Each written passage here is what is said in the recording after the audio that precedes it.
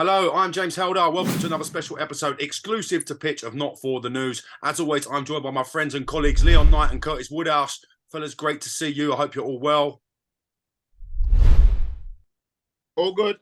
Love that. All good. Where do we start this week? I was thinking about this before I commenced the show. I think it's only right to start on the North London derby.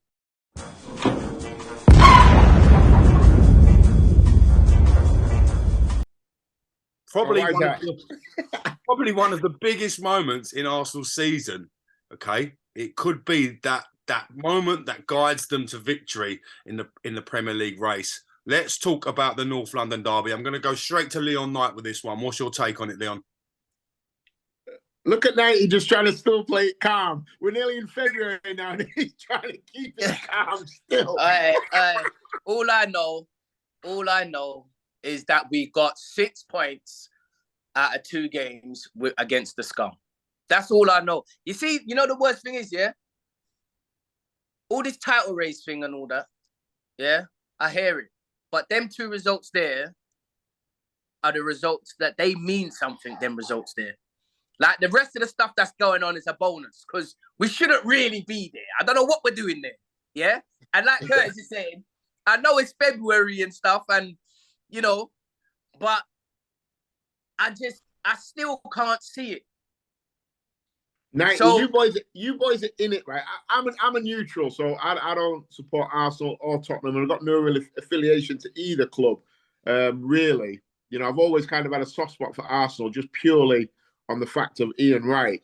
But I'm a neutral, so watching the game, I thought it was a really good game. But you know what made me think? Like, take the result out of it. So what made me think differently was how well Arsenal played. You know, in that first 30 minutes, they were moving different. They played so well. You know, that's my team still. Oh mate, they looked so good.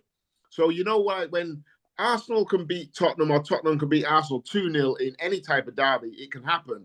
But one team might not play well; they might just take their chances. But for that first 30 minutes, definitely, Arsenal looked like Man City. Potentially a Muhammad Ali for women's boxing. Can we just take a minute to appreciate Odegaard and how well he played in the North London derby? Let's talk about Odegaard. He's on cruise control. Yeah. He's on cruise control, bro. He is so smooth. He's so calculated. Yeah, he's so skillful. He sees a pass. He can shoot. He puts himself about, and do you know what I mean? He'll pick up a yellow here or there or whatever. And I just like the way he's gathered the lads. And you know, during games or whatever, you'll see him and he's talking to the lads and stuff. And it's really rare for a player like that at his age as well. To be.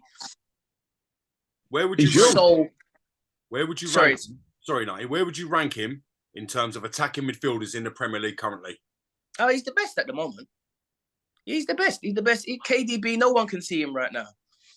I said on my Twitter after the game, and I agree with Knighty. You know, I think Odegaard has got that, and I'm sure Knighty's the same. But I've played with players before where you really like them. Yeah, like this guy's just a really nice kid. Yeah, and you can tell Odegaard's one of them where I can imagine him. Just everybody likes him. He's a nice guy. Yeah. And he takes responsibility in games in a different manner. He takes the ball in tight areas and says, "Give me the ball. We're playing today." Yeah. And I love that about him. I think I said on my Twitter after, he's the best midfielder in the league. Forget central attacking midfield, defensive midfield. Forget all that nonsense. He's the best midfielder in the league and gets in any team in world football. Yeah. I think he's that good. He's got that nice guy effect, like you mentioned, something that you two didn't have when you were playing. The way I look at it, Arsenal 30 million for Odegaard. How good is that as a piece of business now, looking back on it?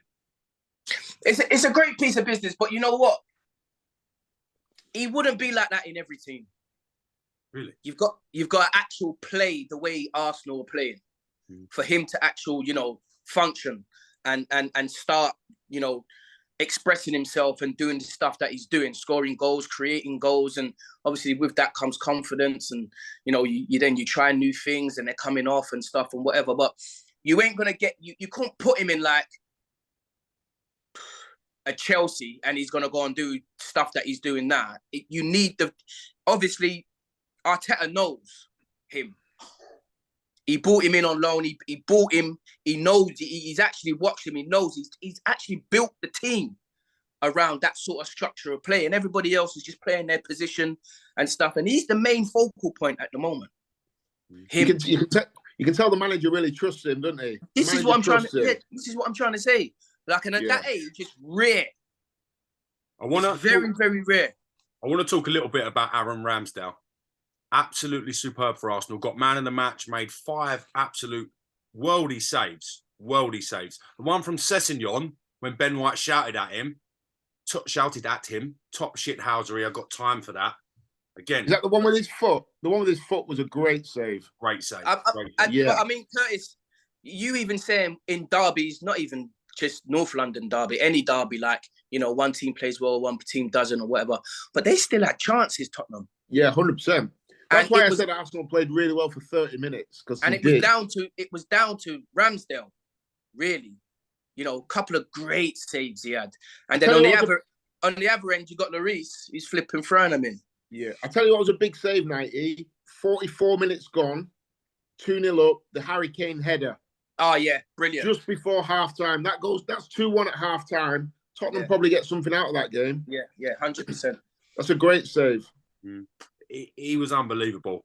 To get man of the match over Odegaard and Xaka and even Granit Xhaka to a certain extent, I was really pleased for him. I thought he played brilliant. And another thing that I'm saying as well is that everyone's going, Granit Xhaka's been brilliant this season and whatever. It's because of Odegaard. Yeah. And Partey. Partey. Glad you mentioned him. Yeah. Partey and who's the other one in midfield that you just mentioned? Xhaka. Partey and Xhaka were moving like Vieira and Petit. I'm telling you, bro. They've got that solidness about, because Xhaka's a big old dude. But Xhaka's 6'1". Yeah. We saw at the end of the game, okay, some unsavoury scenes. One thing I want to start off with is Mikel Arteta and the way he reacted to seeing Granit Xhaka sort of lose his head. I can only compare it to me grabbing one of my friends when I was younger on a night out, when he's got that green eyes look in his face, and you know what friend I'm talking about here. So it for me personally, that showed great man management by Arteta to pull him away while everyone else was celebrating. He was watching his players to make sure that they weren't going to do anything, weren't going to cross the line, and that's great man management for me. Arteta, not even great man management. James, it's not even great man management. There's a lot at risk. He knows now that they're bearing in on the last final straight. Yeah, what's gone? Nearly 20 games? 18, 19 games? 18 games. 19 games now. Bruv, you got about 15 games left. 20. How many games you got? 36. No, hey, listen, Arsenal are 3 or 4 big wins away from winning the league. Because out of them 18 games, you'd have your house on Arsenal winning 10 of them. Bro, so there's probably only 4 or 5 games. Listen to what I'm trying to say. The thing that's going for us as well is the people behind us are fucking bar Man U, who looks like they're trying to put their foot on the gas. Yeah, the other lot are just fucking dragging their tails. 100%. Do you know what I mean? When do Arsenal play Man U? Is it next week? Next week. Yeah. that is big. Arsenal. Do you know what? Arsenal in a position now where they just need a draw. Bro, listen. Hear what I'm trying to say. As long as we don't lose, we're calm. I agree. Just coming back to the derby before we move on, because we've got a lot to get through this week. After the game, Aaron Ramsdale, things you love to see, celebrating, kissing the badge. Yes, he was in front of the Spurs fans. It is going to antagonise him a little bit. Richarlison, okay, putting his hands in his face and pushing him. For me, that overstepped the boundary a little bit. It's a big derby. The man's entitled to celebrate. He's just put in a man of the match performance. let's talk about Jay from the In-Betweeners trying to kick Ramsdale in the head.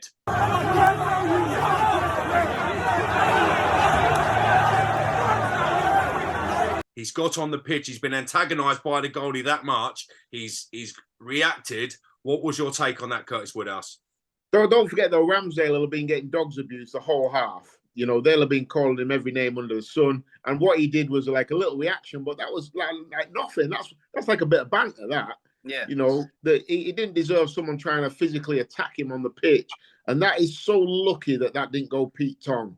Because if someone tries to kick me on the pitch, I'm letting lefts and rights go. And if Ramsdale starts letting lefts and rights go in that situation, that could cause a riot. Ramsdale's self-control, sorry to interrupt you, Ramsdale's self-control was absolutely brilliant. Yeah, second to none. Second to none. Because I couldn't do that. It stopped a riot. I couldn't do that. No. When he tried to kick me, I'm just launching back at him. Yeah, 100%. The way he ran into the crowd afterward, like he was going to be able to hide in the crowd, like it's not on TV and gone worldwide. Yeah, it's a joker. Hopefully he gets banned for a long time. Should it be a lifetime ban? Should it be a short-term ban? What's your take on it? Nah, I think you know, a season ban is good enough. You know, home and away or whatever, that's good enough.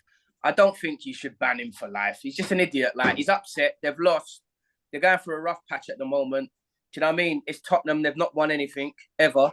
So, you know, like, just like, obviously it's stupid on his behalf. He's a bit of a, you know what I mean, prat. But don't ban him for life. I think he should be banned till the end of the season and be made to go next year, all year. Because watching Spurs is painful. He should be forced to go every home game. That is his punishment, watching that dross. Yeah. Coming away from the North London derby, as we mentioned, we're going to touch on the Manchester United game. If Arsenal beat Manchester United, is it theirs to throw away? It's over. Yeah. I don't think City for some reason can't find the rhythm. You know, someone said the other day about Haaland's been a great signing, but has he made the team worse? And when I first heard that, I'm like, that's madness.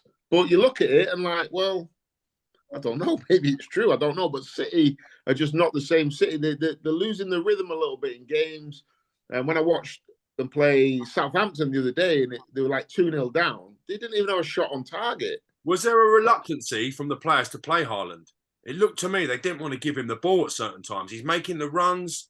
Do you think the players are a bit fed up with him taking all the glory? Why would you not play him when it's been working and he's been scoring so many goals? What's your take on that, Leon Knight, as a striker? It's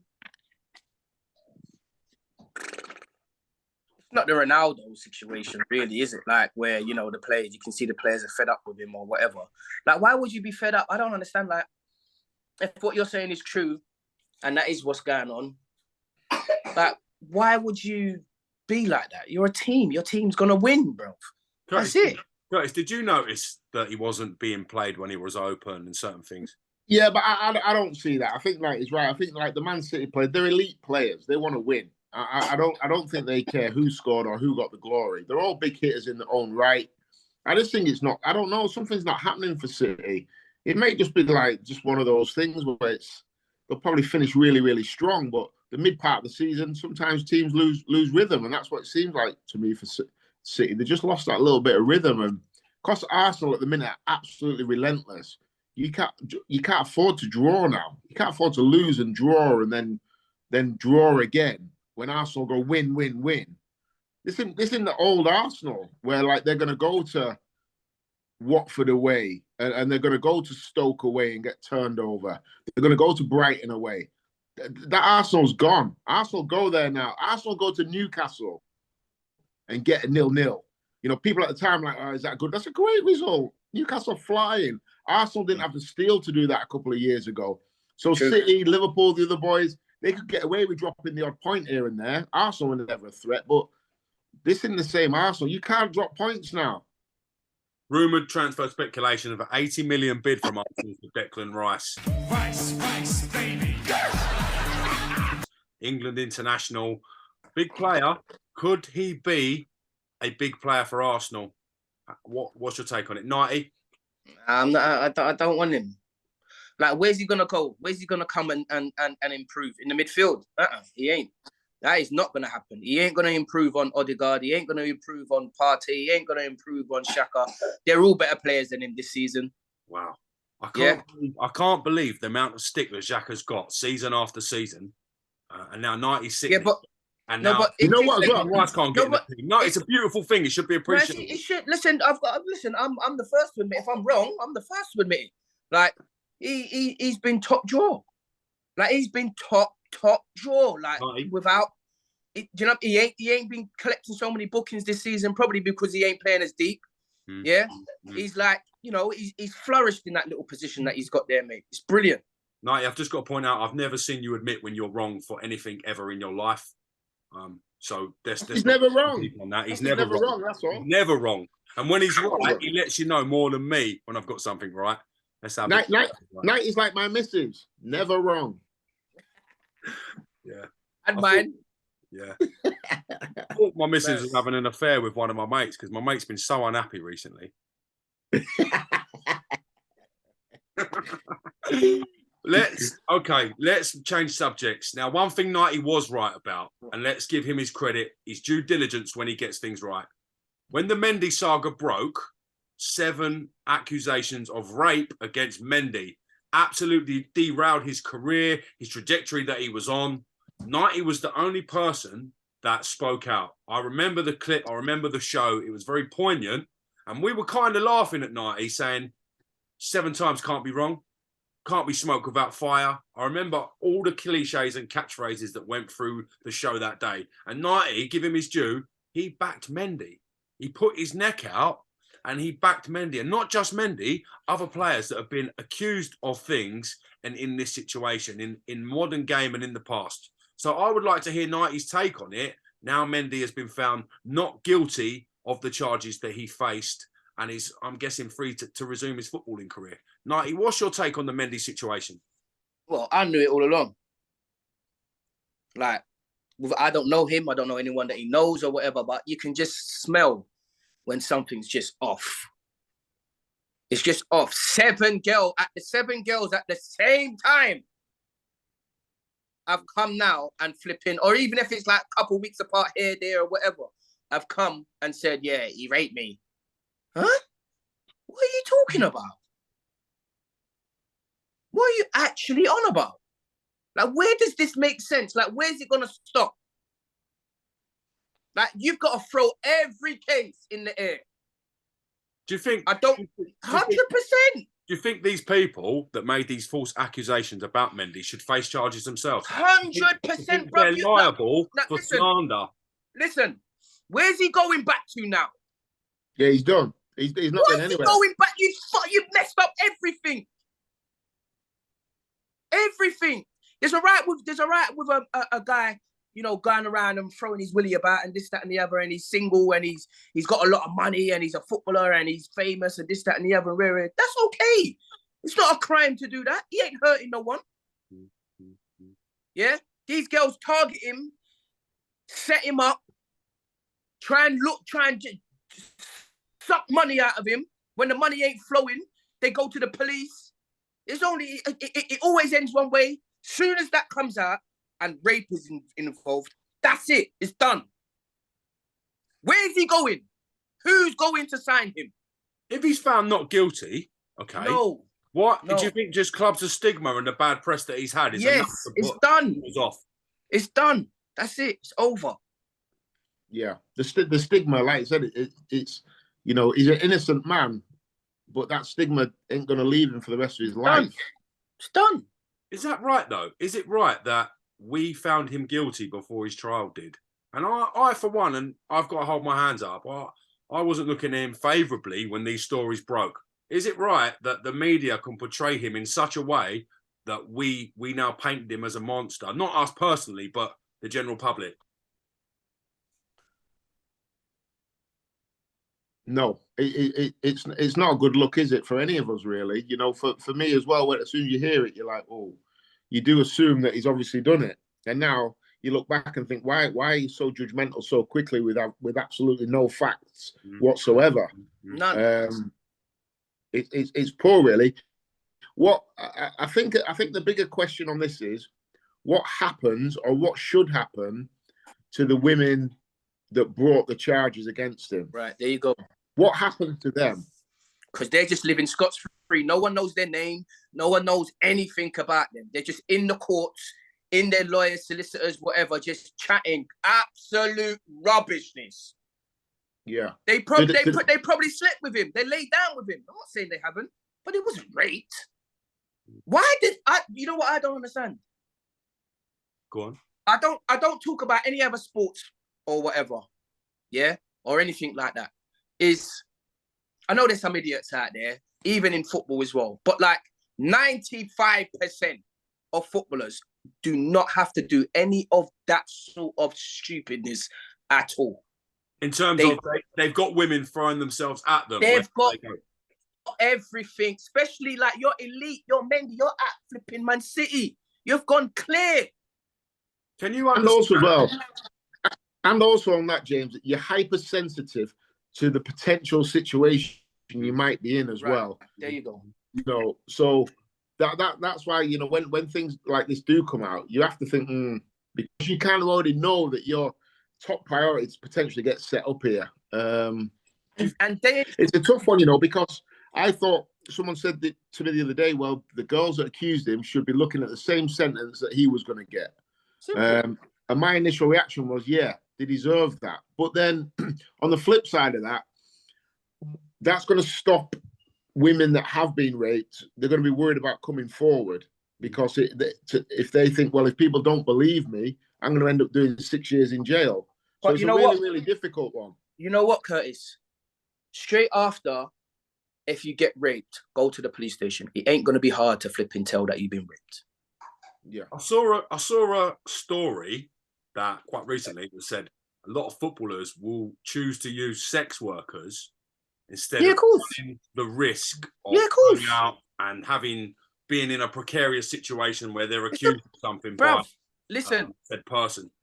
Listen, it's a big thing in today's football. Do you think that makes it's a massive thing where they would rather hire than get to know a girl over 2 and 3 weeks, and then she's in her flipping DMs and WhatsApp with her mates going, yeah, because I'm at his ass, and he's got a Cartier on the table, and I might take it. Like, that is how they're the kind of scumbags you're dealing with. Hey, listen, 90, let me just say on this one, my son's 20 years of age. Yeah. So I tell him if he's going out and he goes back with a girl to get some sort of correspondence via phone. 100%. Whether it be WhatsApp or anything. 100%. Get something. And he's like, Dad, come on, don't be stupid. I'm like, son, trust me. These girls are moving different these days. You need some sort of correspondence.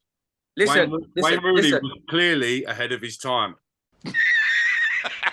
when it comes to doing it. Listen, hear what I'm trying to say. Have her on a record. If she ain't got nothing like that in mind, and she's feeling you and she wants to go and do her stuff with you and blah blah blah and this, that, and the other, yeah, she ain't gonna have a problem with getting on flipping a recording with flipping Grealish or Mendy or flipping whoever it is who's single out there. She ain't gonna have a problem with that. All the lads have to say is, listen, this ain't going anywhere, but you know, there's been a lot of, just explain to her. Have a couple more drinks, go to the room and do your thing. You've got the confirmation. She can't now get up and go, oh, I didn't want to do that. I'm going to the police. I tell my son, when you leave the club, if you're leaving with a girl, leave holding hands. Simple. Leave holding hands. Because the CCTV, you know, don't go back to somebody's place on your own. We just don't do it, because I'm not saying how bad is it you have to explain this to your son, but you're not asking for trouble, but you're putting yourself in a vulnerable situation. Don't do it. Listen, what I would suggest I just say don't take these girls back from the club. Yeah. What is the world coming to when footballers have to get someone to sign a disclaimer, okay, before they are intimate? Is that the world we're living in now? Yeah, it is 100%. Yep. There's a lot of demon girls out there. They're very, very, very horrible, horrible, horrible girls. Have you guys dressed up all nice and glittery in disguise, mate. Sorry for interrupting, Night. Have you guys seen these girls on the scene when you lot were going out before you had family and settled down and stuff? Yeah, and in other forms. In other forms of, like, you know, your teammate's girl, she be looking at another man. Wow. And he would have pressed it in the toilets, in the ground. You know what I'm talking about. Yeah? I've heard stories. You understand what I'm saying? Yeah. Bruv, if you know the antics that go on within... You know what? It's not even football. It's any industry that there's a lot of money flying around. Simple. Yeah. So that could be on Wall Street. That could be a football club, a rugby club, whatever it is. Wherever there's money, people are attracted to money because they ain't got it. They want to get their hands on it. Probably the quickest way to get your hands on it is to bribe a footballer. Yeah. Because a footballer would be like, it'd give you $100,000 to shut up, even if you haven't done anything. Yeah, he don't want to get involved. He don't want to be. He'd give you $100,000. He'd give you $100,000 to not have what happens to Mendy. He'd give you more. Give you $1 million. Yeah, imagine. Okay, let's move away from the Mendy subject. Hopefully, Mendy gets a chance to resume his playing career if and when he's ready to. The man's a free man, so it is what it is. Well, listen, just quickly on that one, James. Sorry to interrupt you, but look at Ched Evans. There you go. The guy went to jail, came out, and he's resumed his career now. He's doing well. He's scoring goals again. So hopefully Mendy can get back on track. But yeah, this happens often, a lot more often than what we'd probably even know about. You just got to say, I'm 40 years old, and you just got to say, like, to the youngsters, you just got to say, just look after yourself, mate. Forget trying to, like, do you know what I mean, impress the girls and this, that, and the other. Look after yourself. Your best bet. I'm not saying don't have fun, and I'm sounding a bit old because I was young once and whatever. But like, your best bet is to find a girl, a decent girl who's humble and flipping humble and got her wits about her, and she's for you. She's for you. She's from a good family and this, that, and the other and whatever. Get her, lock her down, spoil her rotten. Do you know what I mean? And just flipping, try and do everything that you want to do, throwing your willy about with her. I love the way he was so romantic. He put in such a way about a good girl, family life, and then he just chucked the willy in there, the W. Chuck the W straight in. You know what though, Fergie used to get with all his young players, didn't he? He always used to like say to them, listen, get married, settle down, get a family. Because he knew if you got a family at home and a wife at home, you're not in and out of them nightclubs chasing girls. So it's the same with young boxers as well. You want them settled down, you want them family life. So when training's done, they're not chasing women. Something to eat. There's players he's got rid of because they had that lifestyle. If you look at sort of like, I don't know, the likes of Lee Sharp, I guess. Lee Sharp, yeah. One that comes to mind. He's one that comes to mind. All right, let's move away from this subject. I want to talk about one of the most interesting sagas in football currently. Everton Football Club is like Brookside at the moment. It's a different story. Are you paying me out yet? Because Everton are down. 90, mate. 90. That's probably up there on the list of bad bets I've seen and adjudicated on. I'm not going to. Don't worry. We've got a little way to go still. Don't worry about it. 90, mate. You've got CEOs allegedly being put in headlocks. Okay. I love the Brookside reference as well. Reference. Thank you. I'm here all week. Nope. We've basically got CEOs allegedly being put in headlocks. We've got roadblocks being set up by angry fans confronting players. I mean, we've got fireworks being let off at opposition hotels, and then Everton are getting beat. What is going on at Everton Football Club? Very cool. Cal is fucking cool. Okay. Top of that, you've got the Lampard saga. You've got Mashiri, who's probably doing the worst job of any owner, probably doing a worse job than Kenwright, and that's saying something. What is going on at Everton Football Club? And I know you're up there, so I want to get your take on what's happening. The shambles at the moment, isn't it? I wish I flipping can retract that bet, mate. I tell you that. It's just all to pot, innit? Nothing. The puzzle that they're trying to put together, they just ain't got the pieces to it right now. And I don't know where that stems from, whether it stems from the chairman or the manager, the players, but throughout the whole club, bar the fans, it's just wrong at the moment. And it's coming out on the pitch. They're not getting 3 points. They're sinking lower and lower at the league, and it's looking bleak. And for a club that's been in the Premiership since it started, never been relegated, I don't think. I've always seen them, and they've always been in the Premier League. You've all your team's against Everton or whatever. This that. You always gonna know you're gonna be in for a tough game. It'd be sad for them to go down, but I support Arsenal, so at the end of the day, I don't care. About £100, I don't really care, but I wouldn't like to see them go down. Just for the city that I live in as well, I wouldn't like to see them go down. I've got a clip of the fans blockading the roads like it's war-torn Merseyside, aka Brookside. Let's show the viewers that. What the fuck, lad? You fucking dickhead! Hey! You fucking knobhead!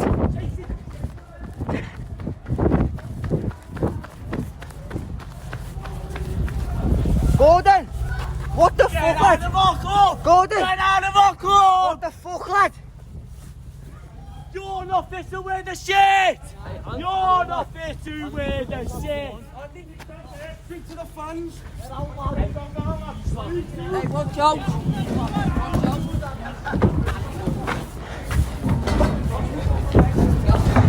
Fucking rats! Ah, little maggot! You know what to do? Guys, what's your take on what is happening at Everton Football Club? Break it down.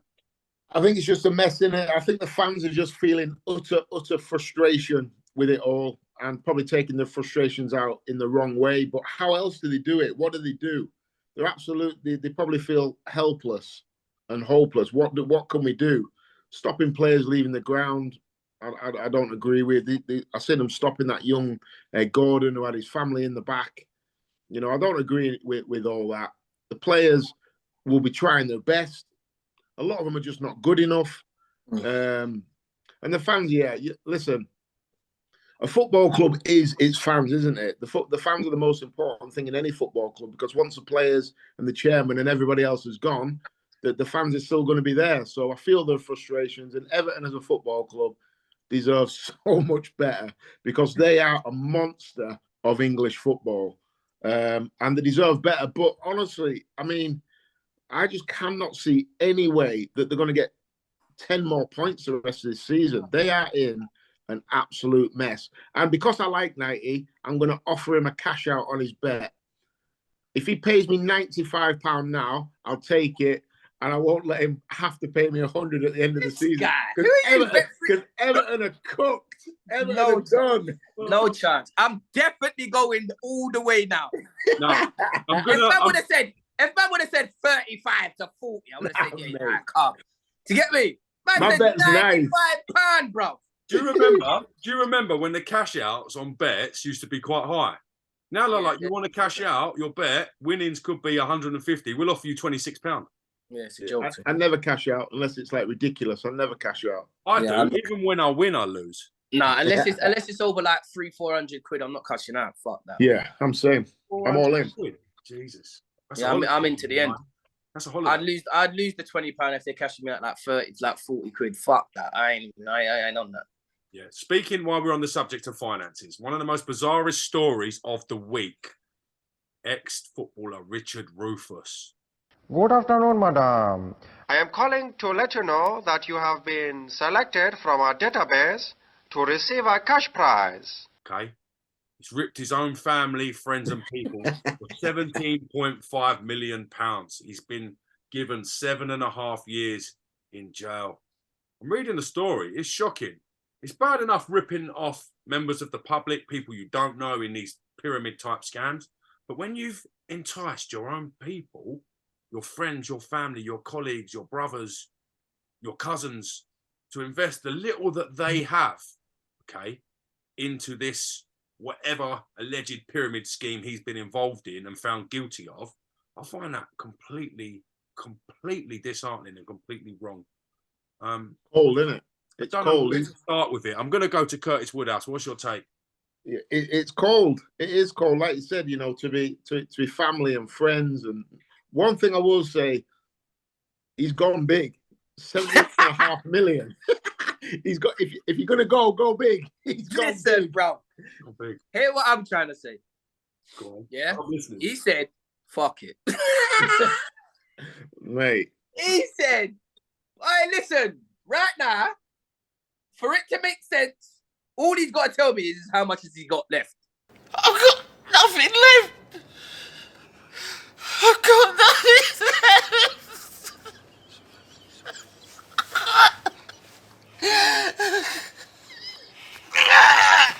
Because if he's got like 4.6 million left or something like that, and he's got to do like 4.5 years, I'm sitting down for 4.5 years for that 4.5. Listen, I've got to be honest. Right. My mum can quickly become my stepmom for 17.5 million. Mate, I'm not even gonna lie, Mum. I'm putting it out there. It's 75. Well, stepmom. 17K Woodchuck more like. You know what I mean? Listen, mate, I'm telling you, mate. How much did he make? 17.9 million allegedly. Ain't no way he spent all of that. This is what I don't get, right? So you've suckered your friends and family, relations, mum, nan. Why not just go, right, do you know what? I've got 5 million. That's enough, isn't it? No. Let's go the whole hog. Let's drag in more and more and more people. Let's take everything. Let's take the lot. There must have been other people. Must have been other people on the side. He's having to pay other people in on it as well. And the sad thing about it, I know we're having a laugh and a joke, but the sad thing about it all is people have done their life savings. You know, they've got nothing left in the middle of a recession. You know, and that's the sad thing about it. And I know we're laughing and joking, but for him to do what he's done, it's as low as you can get, really. You know, the guy's a scumbag. To defraud his family and vulnerable people out their life savings, you know, is as bad as a smackhead that robs old ladies. That is in that bracket because people have lost everything through his sheer greed. Yeah, it's scumbag behavior. But you know him, Nighty? No, I don't know him. No. I don't know. Even if I did know him, I'd be telling you I don't know him still. The way you masked up, Nighty, I was thinking you might be a Cody for there for a minute. Hey, listen, Nighty just went no comment. Listen, hear what I'm trying to say though, on a real though, seriously. Go on. Like, see with these things here, just allow putting your money into it. Yeah, but Nighty, right? People no. Hear me out, brother. People look up to Richard, okay? They look up to him. He's earned their trust and respect by doing something that they possibly could never do. They're looking at his lifestyle and thinking, wow, man like Richard's telling me this is a good idea. Richard's driving a brand new motor. Richard's got a nice house. He's involved in this. Yeah, but the thing about it is that guarantee of riches and rewards that you're looking for someone you trust. Okay? No, but I hear you, but hear the joke though. Go on. It was an actual thing, Merce. Please. Sorry. Go on. It was an actual thing where people were making peas. He weren't just taking the money. These people and his friends and all that ain't gonna add up to 17.5 mil. They was making peas. It was like a pyramid scheme thing. Mm-hmm. And then what happens is with them things there, people, it gets so much, people then start thinking, boy, I could just jump up with these peas, you know? But it's an actual scheme that people are doing. So you're not solely blaming your man then? No, you can't. Like he ain't just gone, yo, give me this and I'm gonna go and do this. And he's got 17.5 million pounds worth of stuff. It don't happen like that, bro. Like these pyramid schemes have been going on for years all over, the world. And what happens every pyramid scheme? As it the goes thing, pop. as your P's are going up and you're withdrawing certain things and whatever, soon as the mega P's start coming up, gone. And you end up on a Netflix series. Loser, isn't it? Say that again. Sorry, Woodhouse. But you end up getting a Netflix special. You get me? As the Tyndall swindler. Yeah. Do you know what I mean? It's a mess, but you know what? It goes back to what we were talking about last week about players that retire within X amount of years, going bankrupt or getting divorced, not being able to manage their money. He's just gone the other way. But he's obviously got into this 90 because he's probably got financial struggles to start off with. Yeah, 100%. You know, so it all comes into the same bracket really, and footballers have to take a little bit more responsibility and level up a little bit. But I'm looking at it like I need to know the details, because if he was in a pyramid scheme and he was getting his people, the more people you get, the more percentage of the money that you get out. So he's bringing his people in. This is how it's gone. But he knows it's a pyramid scheme, isn't it? So I wouldn't bring my family into a pyramid scheme, knowing damn well that they could lose their money. So bro, he knows. I'm saying, listen, right now, I'm saying, listen, if you want to make some quick peas, yeah, there's this thing going on. Yeah. Right? But here what I'm trying to say. Listen, if you put 10 in and you get 30 back and you lose like the 10 that you originally put in, I can't do nothing about it. But you're gonna earn. Yeah. Is it similar to these betting things we see people pushing? Join this site, join that site, etc., etc. But on a smaller scale. You see me doing my thing on the thing, and now you're trying to throw jokes. I'm like not throwing no jokes. I'm not throwing no shade on you, cuz. I'm just. All right, cool. Well, listen. Here's what I'm trying to say. I'm in negotiations right now of buying one of them sites. So when I get my subs, yeah. I'm in 90. Sign me up. I'll be in. Sign me up, bro. I'll tell you what, right? When I get my subs, I'll tell you what. You give me 2 winners, I'll sign up for the rest of my life. You just give me 2 winners and go, look, this and this weekend, I'll believe in you, 90. All right, well, let right now the guy's asking for foolishness, money-wise, right? Oh, to take over the account and everything can just like whatever. And his little info that he's got, yeah, which is decent, right? I'll give you 2 right now. I'll give you 2 right now, absolute bankers. Manchester United to have tonight's game called off and Saturday's game called off. It's cold out here, man. Get your chips in the middle. Yeah, man. All right, swiftly moving on.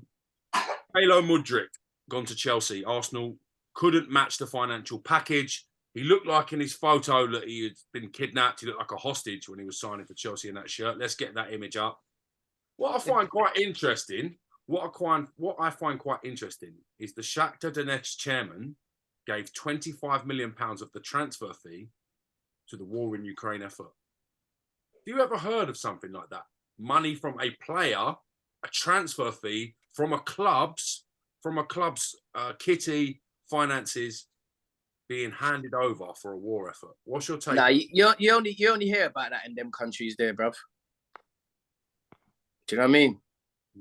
And if it's his club, it's his money. He can do what he wants with it, I suppose. Yeah.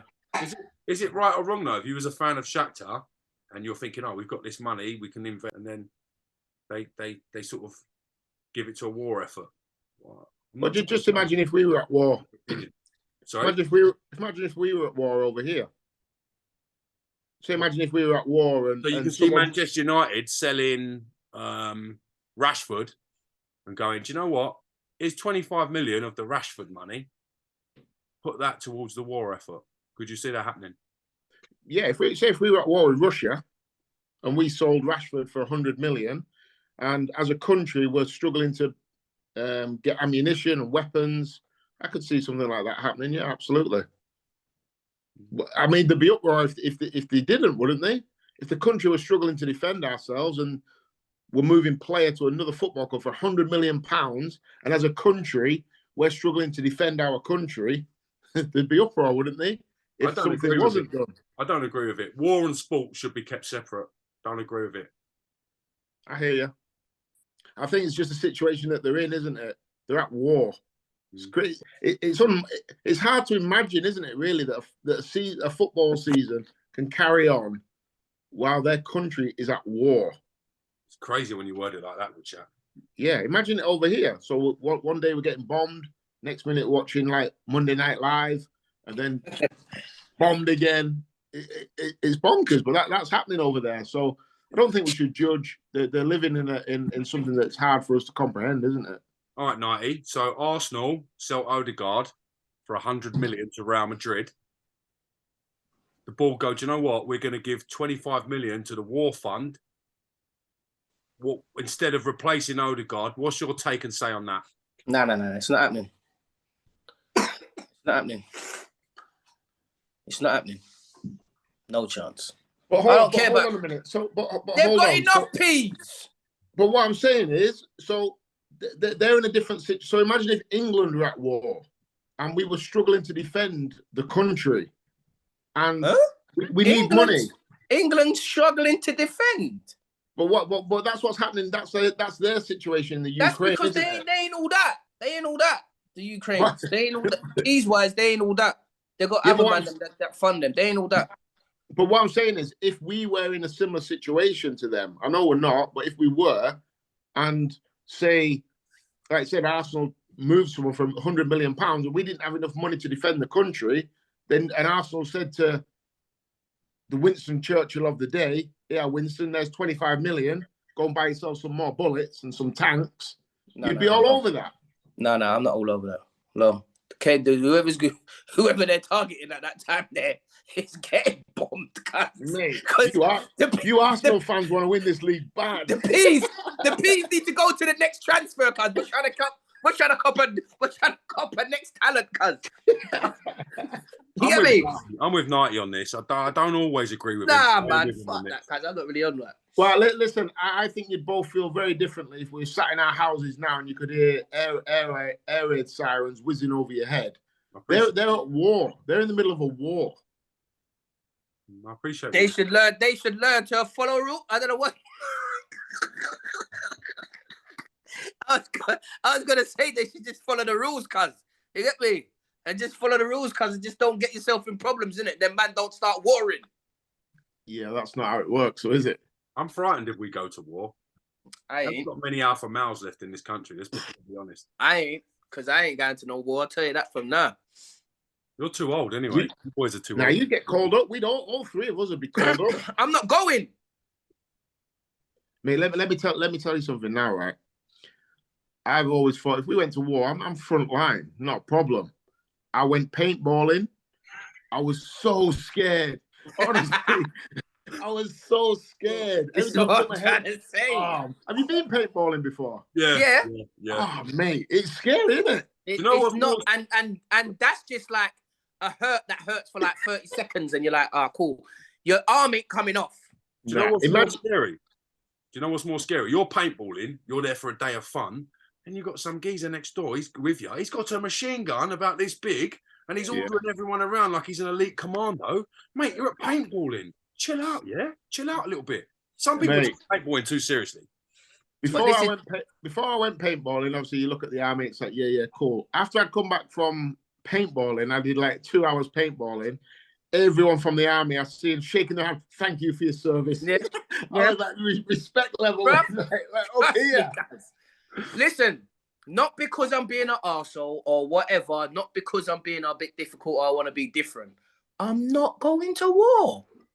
Yeah, but you don't have a choice. Yeah, but no, I have got a choice. What are you going to do? Force me to go? I'll just sit down.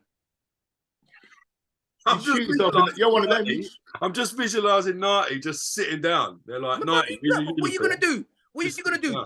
You're going to have to dress me, get me to walk with the guns and this, that, and the other, and grenades and that. Like, I'm not doing it. So what if say, let's say we're back in the olden days, okay, and Scotland decide that they're going to invade England and they're going to rape and pillage the whole of England. Of course you're going to go to war. You're defending your family. It's tough for me. I'm half Scottish, so I don't know. I'll probably stay out of that one. No. We'll just fly to Jamaica quickly on a quick. Bruv, I'm not worrying for nobody. I don't care what anyone says. Yeah, I'm not going to war for no one. Not because, I'm damn it. I'm scared. I ain't going to be able to function properly. One bullet goes off a man's like this. Yeah. Do you get what I'm saying? Yeah, little strikers ain't meant for war, are they? Let's be honest. Like they're not. I'm not going to war. Craig Bellamy's probably the only little striker you'd have with you at the war. The rest of them are built for it. They're not built for it. Let me tell you something. When them guns start firing off, yeah, and you don't know what's going on, and grenade goes off, and you're like, just play Call of Duty and put the headset on loud. Yeah. Hey, mate, have you seen the film Saving Private Ryan? Yes.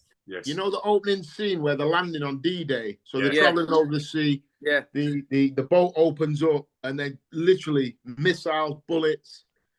That is one of the most eerie opening scenes of any film. And the scary thing about that is that actually happened. That's real. And the kids on that boat, 90, are no older than my son. These are 18, 19, 20-year-old kids. That's what I'm trying to say. Scary as war. War's scary, man. Bruv, I'm not going to war. Simple. I just gender change and just be a woman. I don't care. You're still going to have to go to war. There ain't enough alpha males left, 90, mate. Everyone's going to have to get involved. Well, I'll just be a tranny or something. I'll do something. I ain't going to war. Whatever war, I'll just be a child. I'll be a child again. I'll change the gender to child or whatever it is. I went to the Tower of London at the weekend with my youngest son, and they got all the armour in there. Okay, they got an armour in there from the 1500s that they tested musket bullets on. So you got a musket bullet is blocked. You got a musket bullet that's blocked. Musket bullets is blocked. Then you got where it got hit by the cannon. Mate, you do not want to get hit by a cannon. Bro, I'm trying to tell you. It's not because I'm scared. The cannonball was like that. It was literally half the armor was just gone. Your body's gone. Know when you got your debut, or you're watching a guy that's got his debut and he's scared and he can't function, and he has his debut shit. It's the same thing. You have training. You have training for the war. Forget the training, bro. The training don't mean nothing. When the bullets start flying and AKs and RPGs and all that are going off. What if we put you in a sniper tower? Yeah, I'm on that. Yeah. I'm on that. I'm trying to say, 90, I'm on that. I'm on that. You're a long distance away from the danger. That's me, cub. Give me one of them 50 cal things with a silencer on the end. 96 miles away from the war, just popping people. Camouflaged out. You know what? War is something that really fascinates me. I love history. I love looking back at history, and it's an absolute. It boggles your mind to actually realize that certain things happen. There used to be a lady that used to come to my gym called Sharon Jackson. I used to call her Action Jackson. So she fought, I think it was 5 different wars. She'd been to Afghanistan twice, and all places she'd been everywhere, the Falklands, everything. She was proper hardcore, and she used to she didn't really talk much about it, but when she did, it was open your ears time. These people are legit killers. Legit. Yeah. I just want to say to anyone from the armed forces that's serving currently, anyone that's served in the past, we are not in any way playing down what you guys do. Don't get it twisted. We're fighting for our freedom and our rights as a society, and we have got the utmost respect for what you guys do. And you man keep doing your thing to where we're not getting invaded. Because if you get invaded right now in this society, you might get a flipping 2,000 people come and defend the thing if you need us. Because right now, cuz, I tell you this from right now, the era we're in, tense. Mate, you know them Russians, they must be looking at us saying, these guys are ripe. These are ripe. Cherry ripe. Look at what happened when the England fans went to fight the Russian fans. Yeah. They've got MMA gloves. They've got MMA gloves. They've got mouth guards in. We're turning up, English fans in particular, absolutely gattered out their nuts, singing and calling them on like it's a football factory. Getting absolutely hammered. Involved. It's just like that as well. It's just like that whole football factory fighting thing. I'm not involved. No, where you don't know something's coming from. It's a one-on-one. you've always got your eyes on the person unless you get knocked out and you're sparkle. But when it's like 1,000 people onto 1,000 people, and you're just thinking, I could just get hit in my head. Yeah. From Scary. nowhere. I love Nighty's self-preservation tactics. That's why I love Nighty. He's real with his opinions and he says it how he believes it. I've got time for that. But Curtis, you've been in a scrap before in a bar or somewhere like that. Yeah? And it's all kicked off. It's all kicked off between your mates and another set of mates of that in the bar. And then all of a sudden you get a punch in the side of the head and you're just thinking, where has that come from? Yeah. Reckless. Yeah. Now do that with bullets. Long. I'm not involved. Yeah, I think you've just talked Woodhouse out of being front line, to be honest. I think I'm right. I'm a sniper, I think, 90 next to you. You know the thing though, because of our class and the way we are, we would probably be infantry. We probably would be front line. 100%. That is the truth of it. All right, you man, if you any man that's watching this, that's in the army camps now, yeah, and got a little Wi-Fi so they can watch this on YouTube, bruv, you lot are great. Keep doing your thing, because if you man call upon me, I tell you right now, cuz I am not coming. He's like the Tin Man out of Wizard of Oz, isn't he? They can bomb the whole of East London. Who was it that didn't have the heart? Was it the lion? I do not care, cuz.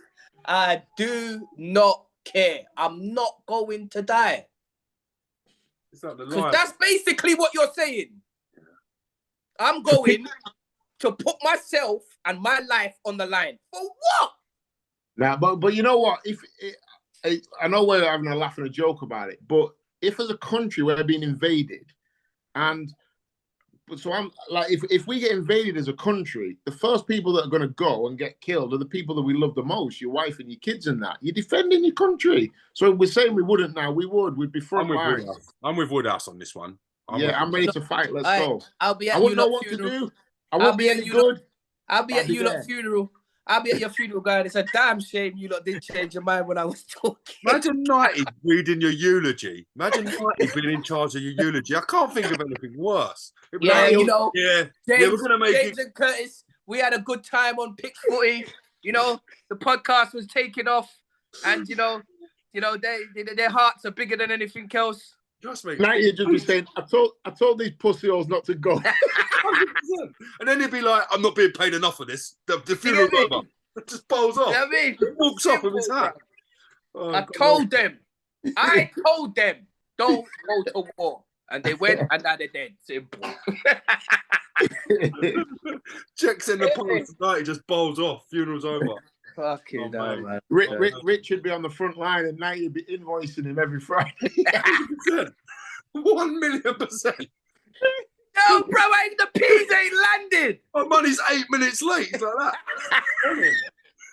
that. Oh, dear. All right. Any closing thoughts, comments, statements, anything you want to add before we start to wrap this up? No, that's me, bro. That was brilliant. Next week, D-Day for Arsenal. Arsenal, Man United. Arsenal beat them. Arsenal beat them. They win the league. And you know what? A lot of people have got a lot of apologies to Mikel Arteta, and I am one of them because I wrote him off. But the guys, I look at his team now and they're so well coached, and he's got to take maximum credit for that. So got it wrong. For me, world-class manager. And you know what? You know what? I was one of them. I was on your back, Curtis, riding with you to the flipping hills about him. Yeah? But you know what? I've got to admit I'm wrong again. This is growth. This is actual growth he's making here. I'm telling you. This guy is making me actually feel. Hold on. Let me hit you with this one, 90. This is where Arteta's at right now, in my opinion. So right now, would you swap him for any manager in world football? Nope. Right now, you can have the pick of anybody. Nope. I'm the same. I'm with you. Nope. Go back to the shows. Look at me telling you to trust the process. I know. Oh, mate. Yeah? Just look at it. Take it in, 90. Arteta and the players, listen, if you lot watch this, you lot are making us fans happy, bruv. We're out here again, proud, chest out on social media, everything. Nobody can say nothing. WhatsApp group chats, we're leading that. The memes, everything we've got. Like, we need this to carry on. We need, if we get the league, oh my God. Social media is going to be a meltdown, bruv. Because I'm going to be leading the way. Me. I'm going to be leading the way, cuz. You might. Listen, I swear, Dan, we win the league. You're going to see me out on my street, chest out, everything, screaming. And everybody else is flipping Liverpool and Everton around there. And I'm going to be out there. If Arsenal win the league, is it the biggest, best league that they've ever won? Yeah. Because for me, at the start of the season, I would have given you any odds you wanted on Arsenal. I'd have given you 1,000,000 to 1. 1. Yeah, I was just about to say I'd give you 1,000,000 to 1. 100%. Yeah. Stay out the bookies, Woodchuck. I've got £100 to play with soon. On that note, gentlemen, I just want to thank you both for your time as always. For our viewers, if you are watching this on our YouTube channel, please download our free football app, Pitch Footy, where we give away merchandise, tickets, fan debates, fan comments, shows, interactions, you name it, we've got it on the app. If you're watching this again on the app, please check out our adult version of the show on Spotify for when you're on your channel. You can listen to the boys on the go. As always, Woodshack 90, thank you very much, and we'll see you on the next episode of Not For The News.